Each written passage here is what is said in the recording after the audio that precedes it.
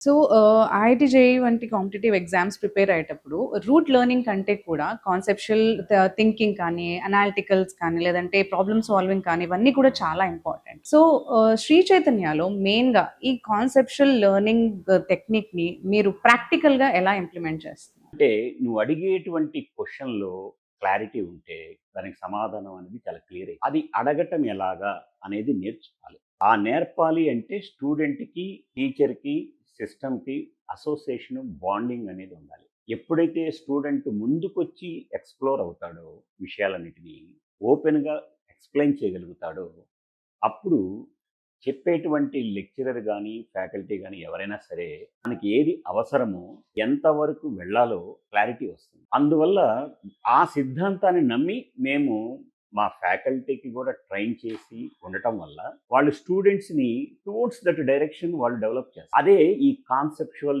జర్నీలో చాలా యూజ్‌ఫుల్‌గా ఉంటుంది.